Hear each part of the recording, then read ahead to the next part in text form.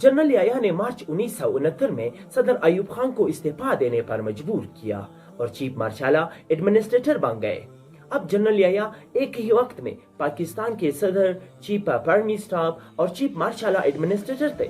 वो चूंकि अयूब के ज़वाल के असबाब देख चुके थे, इसलिए उन्होंने फौरन सियासतदानों से कोई लड़ाई मोल लेने के बजाय अयूब दौर में सियासी जमातों पर लगी पाबंदियों को खत्म किया। जनरल याह्या खान ने अयूब का बनाया मुतनाज़ा आइन भी मनसूख कर दिया। उन्होंने दिसंबर 1970 में सदारती इंतखाबात कराए।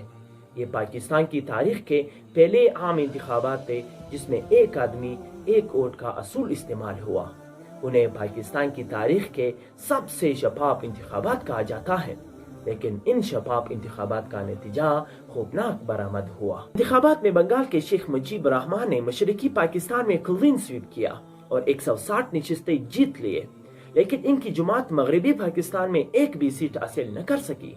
उधर जुल्फ़िकार अली भुट्टो ने मगरबी पाकिस्तान में 81 नशिस्तें जीते, लेकिन मशरकी पाकिस्तान में वो एक भी सीट न जीत सके। पाकिस्तान वाज़ेह तौर पर दो हिस्सों में बढ़ चुका था। पूरा मशरकी पाकिस्तान शेख मुजीब के साथ खड़ा था और शेख मुजीब आईनी लिहाज से पाकिस्तान के नए हुक्मरान थे। जनरल याह्या की जिम्मेदारी थी कि उन्हें इख्तिदार मुंतकिल करते। इस मकसद के लिए जनरल याह्या ने 1 फरवरी 1971 में ढाका में कौमी असम्बली का इजलास बुलाया। ये एक तारीखी मौका था कि पाकिस्तान को मशरकी पाकिस्तान से मुंतखब क़यादत मिल रही थी, लेकिन इस तारीखी मौके पर भुट्टो ने इजलास में शिरकत से इनकार कर दिया। न सिर्फ उन्होंने शिरकत से इनकार किया, बल्कि अपने नुमाइंदों को धमकी दी कि जो कौमी असम्बली के इजलास में जाएगा वो उसकी टांगे तोड़ देंगे। भुट्टो को शेख मुजीब के 6 नुकात पर इतराज था। भुट्टो समझते थे कि शेख मुजीब के 6 नुकात पाकिस्तान से अलहदगी के नुकात हैं, लेकिन माहिरीन कहते हैं कि शेख मुजीब पर इतराज़ात के बावजूद भुट्टो को इजलास में जरूर शिरकत करनी चाहिए थी। भुट्टो ने जनरल याह्या पर इजलास मुलतवी करने के लिए दबाव डाला। याह्या ने इजलास मुलतवी करा दिया। इजलास का मुलतवी होना था कि मशरकी पाकिस्तान में आग लग गई। बंगाली समझ गए कि मगरबी पाकिस्तान की अशराफिया हमें इख्तिदार मुंतकिल नहीं करना चाहती। मशरकी पाकिस्तान में सिविल नाफरमानी की तहरीक चल पड़ी।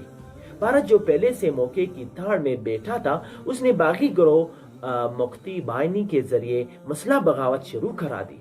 मुक्ति बाहिनी के मसला गिरोह ने पाक फौज और मगरबी पाकिस्तान के अमीरों पर हमले शुरू कर दिए। ये पाकिस्तान बचाने का आखिरी मौका था।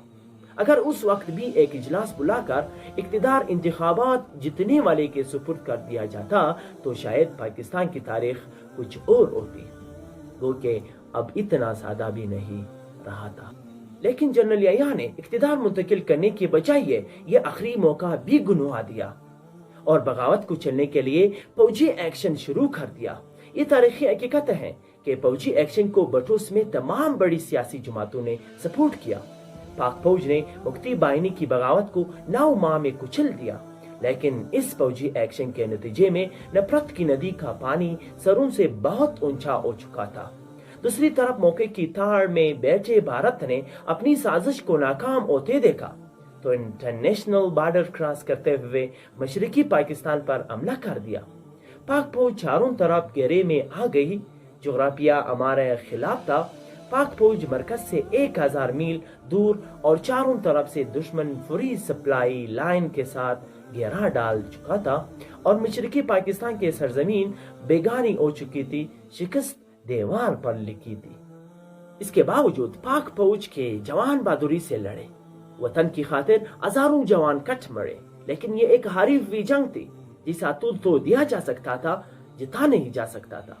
और हुआ भी यही। पाकिस्तान को अपनी तारीख की सबसे शर्मनाक शिकस्त का सामना करना पड़ा और 90,000 पाकिस्तानी फौजी भारत के कैदी बन गए। मुल्क टूट चुका था और पाकिस्तान मशरकी और मगरबी के बजाय सिर्फ पाकिस्तान रह गया था।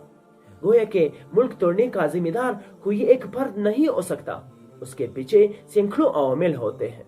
लेकिन अगर ये देखना हो कि आखिरी वक्त में वो कौन सा शख्स था जो पाकिस्तान को बचा सकता था लेकिन उसने नहीं बचाया, तो उसका नाम है जनरल याह्या खान। जनरल याह्या इसलिए क्योंकि बतौर सदर और चीफ मार्शल एडमिनिस्ट्रेटर ये जिम्मेदारी थी کہ اقتدار سب سے زیادہ ووٹ لینے والے کو ایمانداری سے منتقل کر دیتے، لیکن انہوں نے ایسا نہیں کیا۔ لیکن اس کا یہ مطلب ہرگز نہیں کہ پاکستان توڑنے کے تنہا ذمہ دار جنرل یحییٰ ہے، کیونکہ وقت کرتا ہے پرورش برسوں، حادثہ ایک دم نہیں ہوتا۔ سانحہ مشرقی پاکستان کے ساتھ ہی جنرل یحییٰ کے اقتدار کا سورج بھی غروب ہو گیا۔ جنرل یحییٰ نے ذوالفقار علی بھٹو کو ایک کاغذ کی تحریر کے ذریعے اقتدار منتقل کر دیا۔ بھٹو چیف مارشالہ، ایڈمنسٹریٹر اور دستور ساز اسمبلی کے سربراہ بن گئے۔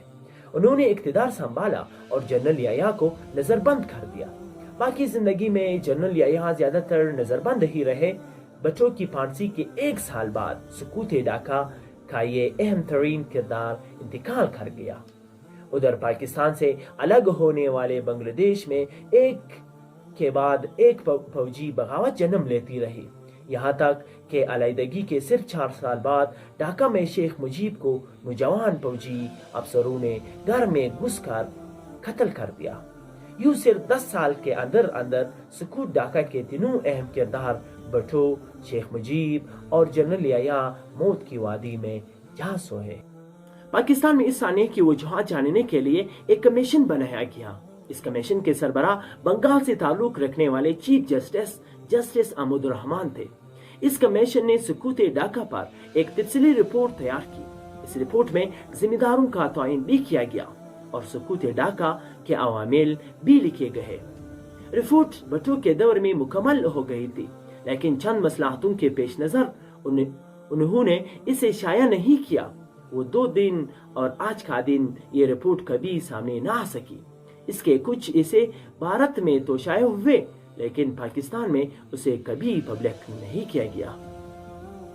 پاکستان کی کہانی جاری ہے۔ ذوالفقار علی بھٹو نے بھارت پر وہ کیا دباؤ ڈالا تھا کہ انڈیا 90,000 فوجی آزاد کرنے پر مجبور ہو گیا۔ جنرل ضیاء الحق کس طرح ایک اور مرحلہ لگانے میں کامیاب ہوئے، یہ جاننے کے لیے اگری کس دیکھے اور دنیا کی داستان چینل کو سبسکرائب کیجیے۔ اگر آپ کو یہ ویڈیو اچھی لگی تو لائک، کمنٹس اور شیئر ضرور کیجیے تاکہ ہم اس سلسلے کو جاری رکھ سکیں۔